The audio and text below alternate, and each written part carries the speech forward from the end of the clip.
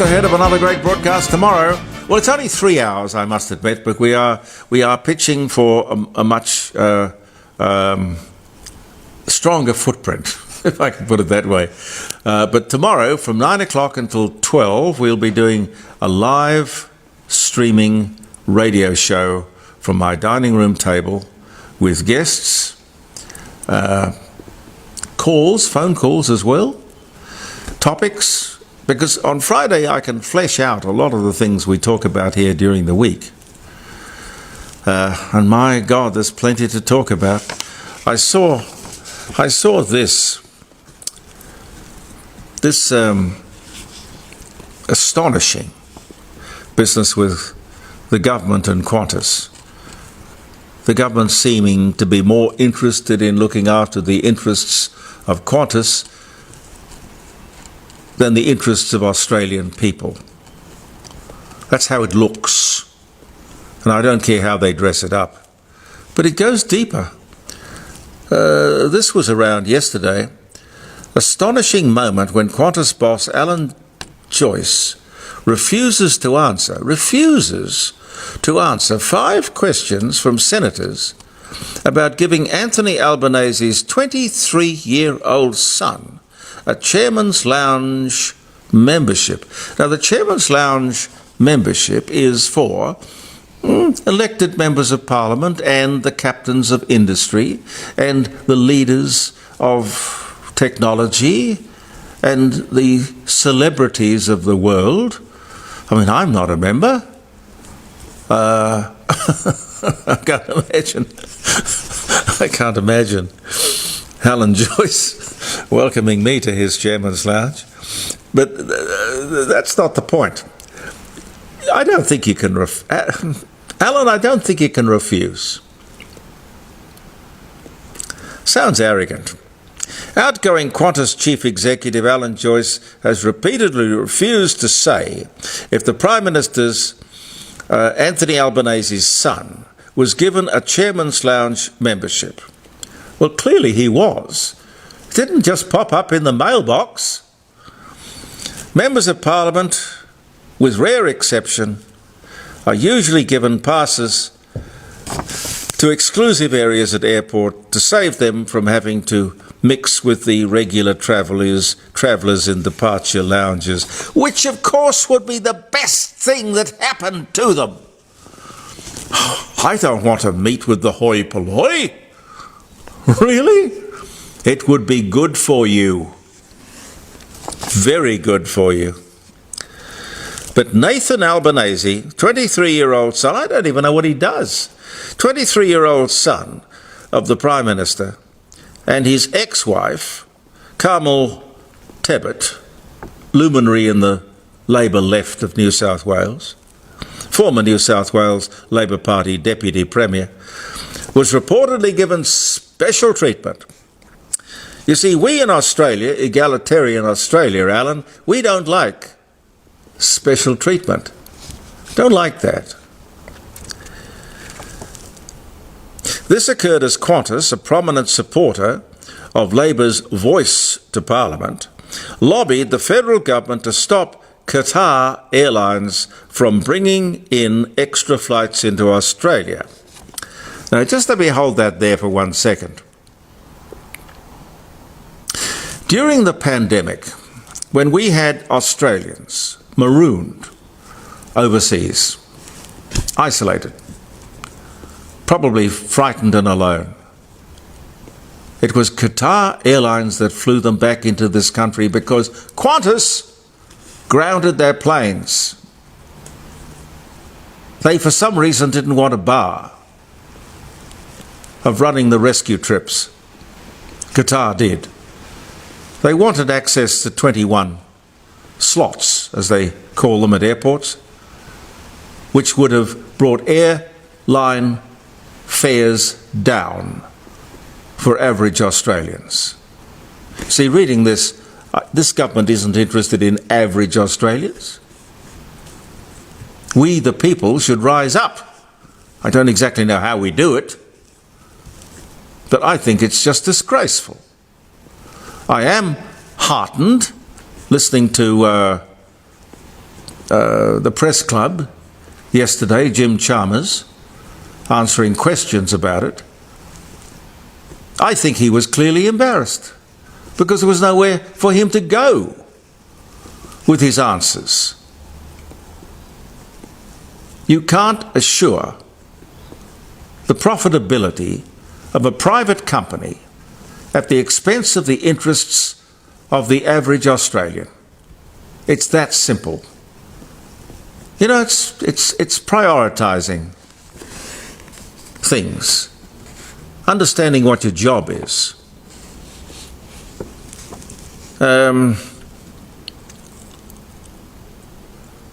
Anyway, I'll go on reading this.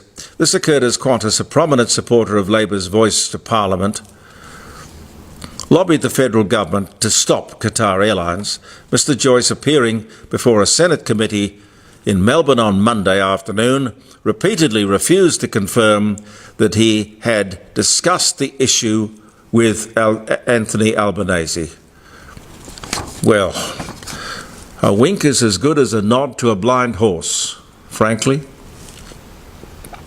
Again, I'm not going to comment on Chairman's Club membership. I've got privacy issues. Why? Why have you got privacy issues?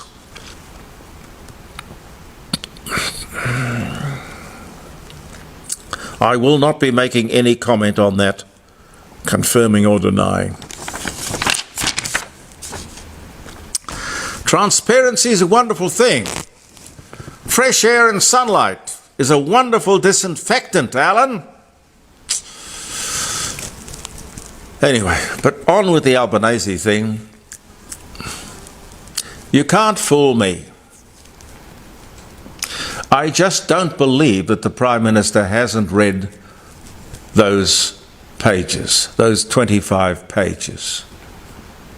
He just wants the one sanitised page, and he thinks he can sneak that through. Well, he's very wrong. We are not stupid. I have the full 26 pages. And actually there are, as I've said to you before, 112 pages. But let me go on to this, let me get to this welcome to country stuff. Jacinta Price wants it to stop. Overwhelming the audience wants it to stop. Gary Johns, former Labor Party stalwart, good guy, he's over it. He says it should stop because it is alienating people. Well, it's certainly alienating me, I can tell you that. Another thing that came out of the broadcast was something I didn't know, and that was that the club or organisation or business or corporation which says the Welcome to Country business have to pay $5,000. Big corporations and bigger organisations significantly more. $5,000. Welcome to Country. The Ernie Dingo joke that just keeps on giving. Where does the money go? Who said it was okay or even legal to do this? It's extortion. Gee, I wish I was running a company at the moment. When I was running 5AD and 5DN and 5SE, there was no way in the world somebody would come in and tell me I had to welcome somebody to Country and pay $5,000 to do it. I think that's extortion. They demand, and we have to pay for the privilege. It's extortion. Shocking. No, we've got to get rid of this acknowledgement and this Welcome to Country and the idea of having 3 flags representing Australia. Yes, it's a hobby horse of mine, I have to admit it, but it's insulting, it's divisive and it's racist. Let's get rid of it. And this, ladies and gentlemen, before I forget, the University of Melbourne and Monash have in their Masters of Education degrees a ridiculously weighted emphasis on welcome to country. You're marked on empathy when you get up there, and as the teacher you have to do this in the classroom, so they say. I'd be buggered. You're marked as a student for your exams on empathy. An extra 10 marks for empathy. Now we have student teachers being taught, rewarded for this racist nonsense. Children as young as 4 have to do this acknowledgement, welcome to country stuff. Ernie Dingo's joke of 15 years ago is now not only being taken seriously, but is being made part of our culture. This would never happen in any other part of the world. Now we've got to put our foot down and stop this rubbish. This is one country. We are all equal, black and white, and yellow and pink and whatever colour. We all live under the same rule of law. One flag, one anthem, one government. The one government we have doesn't understand. Any government that doesn't understand, I'm sorry, ladies and gentlemen, has got to go. I want to tell you, I'm hot under the collar, but I want to throw this in. I don't know, Pete, can we get this Ellen DeGeneres thing on air? Yes, we can. Okay. This nonsense and superstition and things that are imposed upon mainstream Australia by radical blacks, one of them is this mythology around the didgeridoo. Ellen DeGeneres was coming to Australia. I'll let her explain it. But can you imagine a sexist and racist statement like this, whereby if you are a woman, you can't listen to or be present while the didgeridoo is being played? Where would that be accepted? Anyway, have a listen to this. This is interesting. You know that Portia's from Australia, and on Monday we celebrated Australia Day as part of my quest for world domination.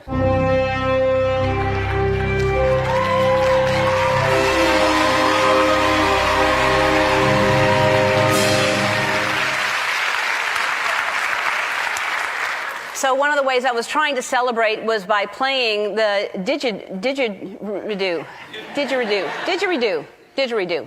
And it's a wind instrument developed by the indigenous Australians, and the didgeridoo I thought would be a wonderful way to honor the country, and I would give it a try. It's very difficult to play, but I thought, well, let me try to honor Australia, and this is me trying to do that.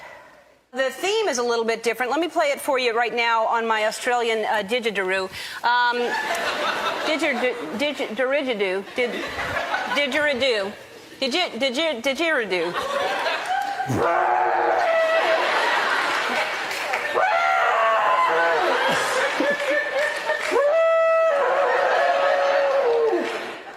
So right after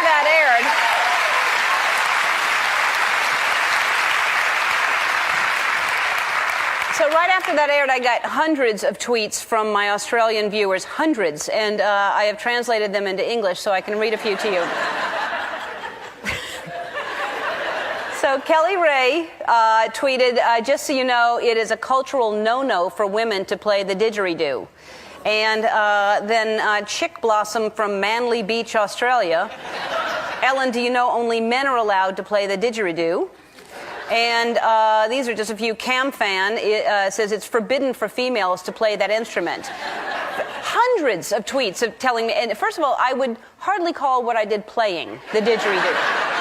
I am so sorry if I offended anyone. I had no idea. I'm trying to unite the world through love and understanding, and I realized that was a didgeridoo.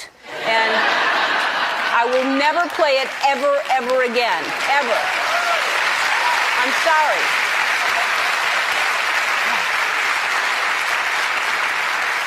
Listen, and to make sure, because we rerun shows sometimes, so whenever that show is in reruns, you won't, they'll see this.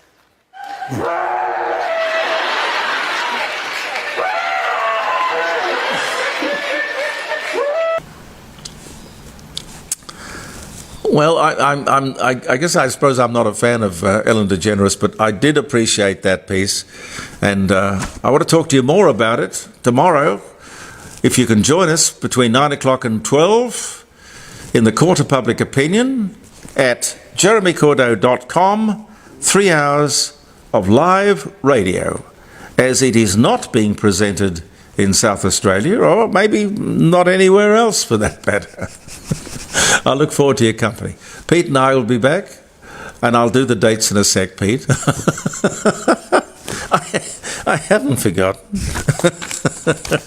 In my enthusiasm. Did you like the Ellen DeGeneres thing? Yes. Yeah, good fun. August 31, end of the month. Diane Spencer. End of winter. End of winter, end of the month. 1997, Diane Spencer, Princess of Wales, dies in a car crash in Paris at the age of just 36, along with Dodi Fayed, Egyptian businessman, at the age of 42.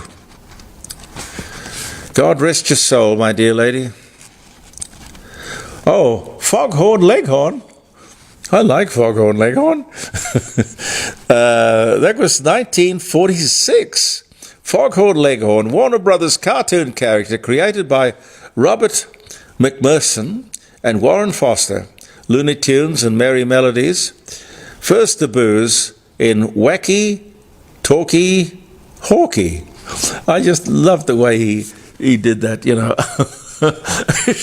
I say, he's sharp as a bowling ball.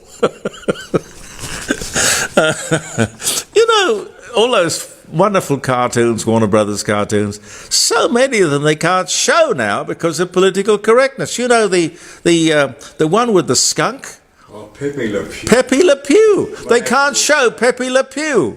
Pepe Le Pew is politically incorrect. These people have got to be sent off to another planet. Anyway, 1955, the first sun-powered automobile is demonstrated in Chicago. Golly, in 55. Thomas Edison patents his kinescope, which was a device which produces moving pictures, in 1897, on this very day. Wow. Mary Ward, Irish scientist, first automobile accident victim. Golly, killed on this day in 1869. She was born in 1827. 1945, George Ivan Van Morrison, Northern Irish singer, songwriter, Brown-Eyed Girl, Moondance, born in Bloomfield, Belfast, on this day in 1945. The split skirt, first worn by Mrs. Adolph Landberg for riding a horse. Sensible idea. That was in 1902. The Liberal Party of Australia. Happy birthday to the Liberal Party of Australia, founded by Robert Menzies. 1945 was the year. I don't think if Sir Robert came back today, he would recognise the bloody thing. Gee, why don't we have a Liberal Party? Where is the Liberal Party? David Frost, British broadcaster, the week that was, dies of a heart attack at just 74. I say just 74 because I'm 70. What am I? 78? 78, isn't it? 78. This year. Yeah. How old are you, Pete? 72. 72. Good vintage 70s. That's a worry. Yeah, anyway, that was 2013 he died. 1940, Wuthering Heights actor Laurence Olivier. 33, weds Gone with the Wind actress Vivian Leigh, who was a ravishing 26-year-old.